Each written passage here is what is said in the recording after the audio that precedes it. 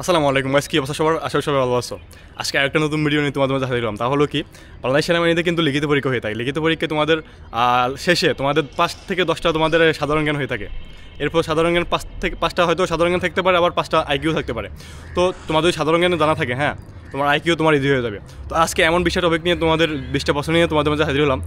আর এই 20টা প্রশ্ন তোমাদের জন্য তোমাদের দ্বারা বাংলাদেশ সেনাবাহিনীতে এবং বাংলাদেশ সেনাবাহিনীর সৈনিক পদে এবং এমার্জেন্সি পদে যারা মাঠ করতে যাবে আর লিখিত পরীক্ষা পর্যন্ত যারা যাবে তোমাদের জন্য খুব ইম্পর্টেন্ট। তো চলো কথা না বেরিয়ে ভিডিওটা শুরু করি। এই তোমাদের 20টা প্রশ্ন দেখাই। আর হ্যাঁ, লিখিত পরীক্ষা সম্পর্কে আমি প্রতিদিন একটা করে ভিডিও দিব তোমাদের।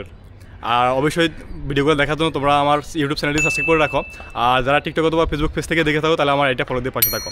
আর একটা কথা, তোমাদের যদি সাজেশন লাগে তাহলে আমাকে আমার ফেসবুক পেজ মুরাদ ভাই পেজে নক করতে পারো। আমি তোমাদের যতদূর সম্ভব হেল্প করার চেষ্টা করবো। ওকে, তো চলো কথা না বাড়িয়ে ভিডিওটা শুরু করি। তো গাইস, আমরা চলে আসলাম আমাদের কম্পিউটার স্ক্রিনে। তোমরা প্রশ্নগুলো ভালো করে দেখো। প্রশ্নগুলো তোমাদের জন্য খুবই ইম্পর্টেন্ট। আর যারা বাংলাদেশ সেনাবাহিনী সৈনিক পদে এবং বাংলাদেশ সেনাবাহিনী এমার্জেন্সি পদে যারা মাঠ করতে যাবে তোমাদের জন্য, আর বাংলাদেশ সেনাবাহিনীতে কিন্তু সৈনিক পদে যে প্রশ্নগুলো এসে থাকে লিখিত পরীক্ষা, তোমাদের প্রশ্নগুলো একদম ইজি হয়ে থাকে। তো প্রশ্নটা তোমরা দেখে নিতে পারো। আর প্রশ্নটা তোমরা সেভ করে তোমাদের গ্যালারিতে রাখতে পারো। যখন তোমার মাঠ হবে তুমি জাস্ট প্রশ্নটা একবার দেখে নিতে পারো, হ্যাঁ, ভিডিওটা। তো গাইস, তোমাদেরকে আমি কম্পিউটার স্ক্রিনে দেখাচ্ছি। হ্যাঁ, সাধারণ জ্ঞান 1 নম্বর দেওয়া আছে বাংলাদেশে কোন কোন বাহিনী নিয়ে সামরিক বাহিনী গঠিত হয়। তোমরা ভালো করে জানো 3টা বাহিনী নিয়ে সামরিক বাহিনী গঠিত হয়, সেনা নৌ বিমান বাহিনী নিয়ে। ওকে, 2 নম্বরে দেওয়া আছে সেনাবাহিনীর প্রধানের নাম কি বর্তমানে হলো জেনারেল ওয়াকারুজ্জামান স্যার, আর আগে ছিল SM শফিউদ্দিন আহমেদ স্যার। আর তোমরা বর্তমানে যে সেনা বাহিনীর প্রধান ওনার নামটা ভালো করে মুখস্থ করে নেবে। ওকে, যারা বাংলাদেশ সেনাবাহিনীতে মাঠ করতে যাবে। 3 নম্বরে দেওয়া আছে বাংলাদেশ সেনাবাহিনীর প্রথম সেনাপ্রধানের নাম কি? জেনারেল মোহাম্মদ আতাউল গনি ওসমানী। তোমরা এই প্রশ্নটা ভালো করে মুখস্থ করে নিও। 4 নম্বরে দেওয়া আছে বাংলাদেশ সেনাবাহিনীর স্লোগান কি? এই আনসারটা তোমরা ভালো করে জানো, সমরে আমরা শান্তিতে, আমরা সর্বত্র আমরা দেশের তরে। এটা তো সবার জানা থাকার কথা। 5 নম্বর দেওয়া আছে বাংলাদেশ সেনাবাহিনীর প্রতীক কি? অনেকে তো ফেসবুক প্রোফাইলে তো অনেক আগেই বাংলাদেশ সেনাবাহিনীর লোগো দিয়ে রাখছো। হ্যাঁ, তোমরা ভালো করে জানো এর আনসার হবে ক্রসিহিত 2টি তরবারি এবং তার উপরে কৌণিকভাবে জাতীয় ফুল শাপলা। ঠিক আছে। 6 নম্বর দেওয়া আছে সেনাবাহিনীর সদর দপ্তর কোথায় অবস্থিত? এর আনসার হবে কুর্মিটোলা, ঢাকা। এবার 7 নম্বর দেওয়া আছে শিক্ষা অনিবার্য কোথায় অবস্থিত? এর আনসার হবে ঢাকা সেনানিবাসে। 8 নম্বরে দেওয়া আছে দেখো শিক্ষা চিরন্তর কোথায় অবস্থিত? এর আনসার হবে সোহরাওয়ার্দী উদ্যানে। ওকে, 9 নম্বরে দেওয়া আছে বাংলাদেশ সামরিক বাহিনীর জাদুঘর কোথায় অবস্থিত? এর আনসার হবে ঢাকা বিজয় সরণিতে, ফার্মগেট, ঢাকা। এরপর 10 নম্বর দেখো, 10 নম্বর দেওয়া আছে বাংলাদেশ প্রতিরক্ষা মন্ত্রীর নাম কি? মাননীয় আর ভাই, এর আনসার হবে বর্তমানে আশরাফুদ্দিন স্যার, হ্যাঁ, প্রতিরক্ষা মন্ত্রী অর্থাৎ উপদেষ্টা। এটা তো 2024 সালের প্রশ্ন। অনেকে বলবে যে ভাই এটা তো 2024 সালের সাজেশন।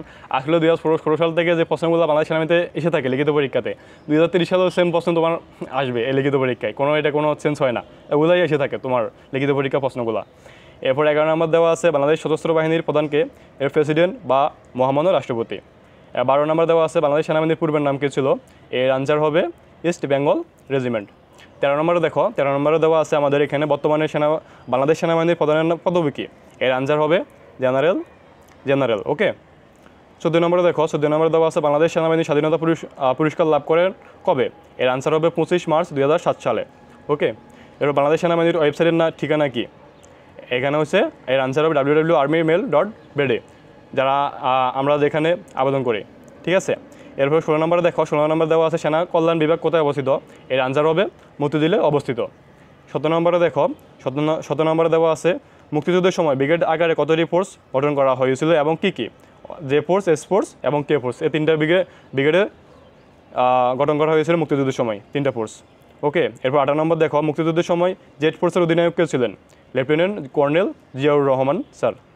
19 নম্বরে দেখো মুক্তিযুদ্ধের সময় কে ফোর্সের অধিনায়ক কে ছিলেন? এর আনসার হবে লেফটেন্যান্ট কর্নেল KM শফিউল্লাহ। ওকে, 20 নম্বরে দেখো, 20 নম্বরে মহান মুক্তিযুদ্ধের সময় কে ফোর্সের অধিনায়ক কে ছিলেন? এর আনসার হবে lieutenant colonel Khaled Mosharraf sir. Okay, 21 number দেখো, 21 নম্বরে দেওয়া আছে মুক্তিযুদ্ধের সময় বাংলাদেশকে কয়টি সেক্টরে ভাগ করা হয়েছিল? এই প্রশ্নটা দেখো কে পারো কমেন্টে উল্লেখ করে দাও। হ্যাঁ, কয়টি সেক্টরে ভাগ করা হয়েছিল অবশ্যই কমেন্টে উল্লেখ করে যাবে।